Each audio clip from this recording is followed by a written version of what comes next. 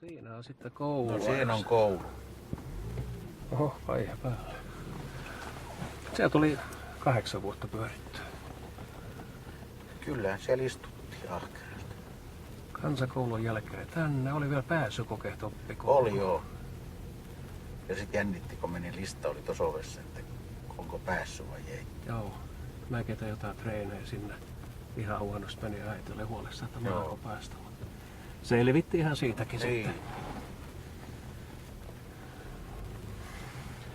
Ja Orvon asunto. On. Orvo asuu nyt vissiin jossain muualla. Niin, tonne. Eläkkeellähän se täytyy olla ja Onhan ne Orvo ollut pitkän eläkkeellä aikaa. Siellä on joku muistolaatta, mikä siellä on?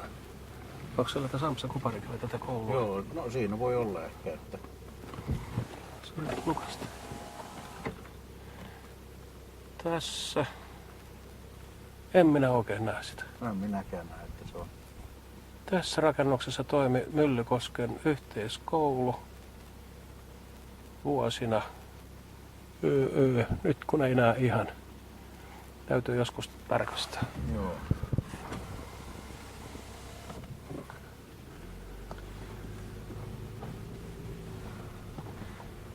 Koripallokenttää ei ollut silloin. Ei ollut hiekkapiha. Joo. Alakoulussa kun oltiin, niin tuolta ovesta mentiin sisään ja sitten sai tänne oveen muistaakseni jossain vaiheessa. Että Niin se tuolla sai oli olla. naulakot tuolla päässä ja Joo. Ja tässä oli pyörätelineet, oli hirveä pyörätelineet määrä. oli.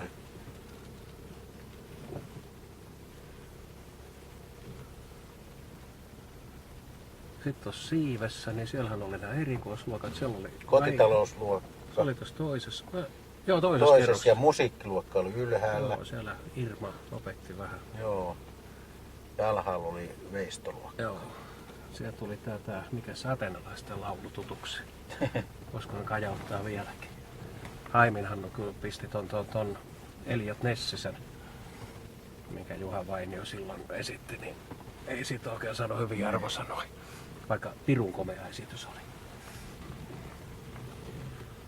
Ja tästä meni polku tonne. Niin meni. Mentiin Teittisen kaupalle ja tonne kirkolle tonne päin. Joo. Mites tässä kun on 4 kerrosta ja se taida näkyy edes ihan tuohon kokonaan melkein. Eka kerros oli niinku alaluokka. Alaluokat oli ja sitten mentiin ylemmäs aina. Ja siis toisessa oli opettajahuone tuolla oikealla. Joo. Sitten oli muistaakseni Suomen luokka, vähän niin kuin Aholan Annelillä räätälöity. Ja sitten oli vissiin pari tavallisluokkaa tuolla. Kolmannessa, muistan, joo. siellä oli sitten ainakin lukioaika. Meillä oli ainakin tosiaan vasemmassa laijassa. Ja sitten yläkerran luokat oli näitä. Pilsan. Joo, se oli tuo vasemmalla Saukkosen Raimon. Se keskellä oli kuvaamataidon Joo. Hannan luokka. Lundelinin Hannan. Joo, ja sitten oli Pytinsepon Ysikan luokka tuolla oikealla. oli joo. Ja alhaalla oli toi kemian luokka. Niin oli, joo, tuolla. Siellä pidettiin valokuvakerhoa. Joo. Mitäs päivää valokuvakerho kokoontui?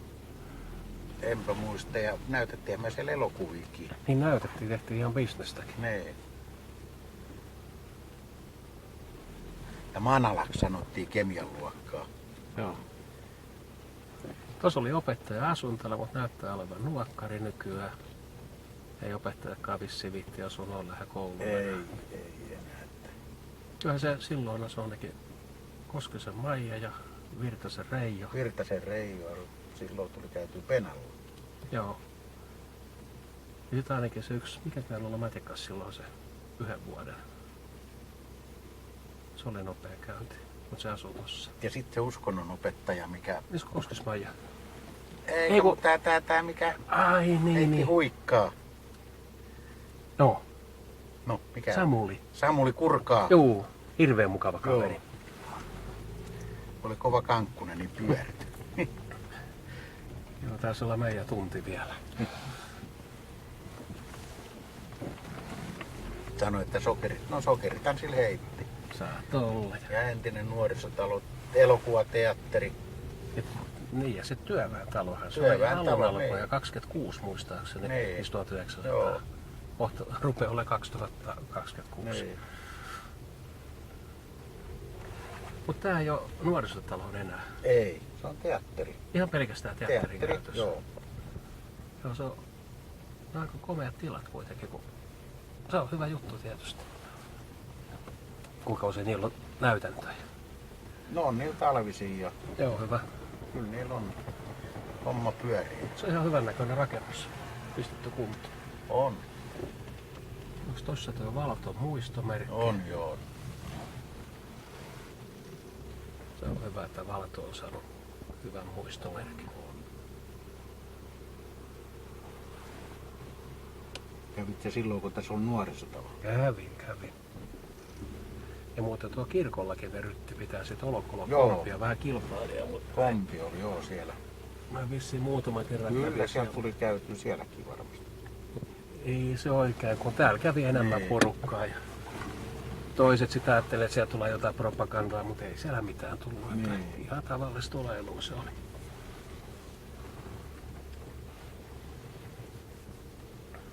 Se tässä oli aina sirkus. Niin oli joo. Pelitelttoi. Ja peliteltto ja sirkus. Joo. Mä tykkäsin peliautomaatista niitä yksikätisistä rosvoista. Niin.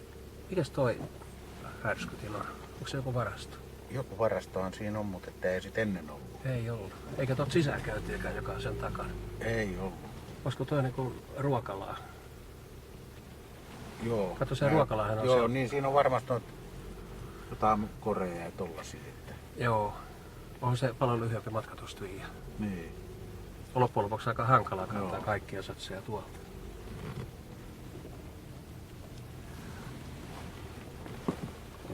Ajetaanko vielä takaisin tuolta? Niin, toisinpäin. Ja sitten tuossa Koivulan ensimmäiset tupaket tuli veettyä tuossa päässä. Joo, siellä on se kulma takana. Joo, siinä kulman takana, ettei kukaan näe. Joo, ja sinnehän ne pisti sitten vielä oikein semmoisen ison kurkkupurkin Juu. tuhkakupiksi. Ja sitten tossahan oli 11.6. niin Jouluvalot. Niin oli, joo. Mutta oli se kesät talvet. Ne oli joo. Risto otti vähän longisti ja joulukuun alkupuolella kävi pistää Ei. stöpselin seinään ja taas oli kaikki kunnossa. Niin. Eli siellä on spiraalikin vielä. Joo, spiraali on siinä. Matka- Ja matkahuolto. Joo. Sähköliikesentä on vielä toiminnassa. Niin. Espoon Sepo. Niin, Espoon Mikko. Joo.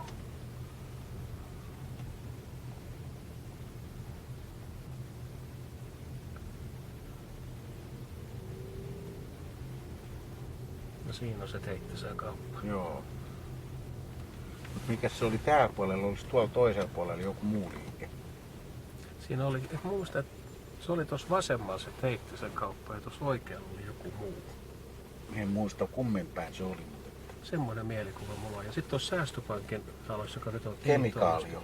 Joo, muista joskus nuoren poikan meni sinne, niin siinä oli kemikaalio tytöt pihalla portalla haukkumassa henkeä. Ne oli tipottanut joku iso ammoniakkipullon siellä. Ja itse kun vähän ovelta haistoi, niin se oli siis ihan karmea haju. Hiustiimi siinä näyttää Joo. nykyään olevan.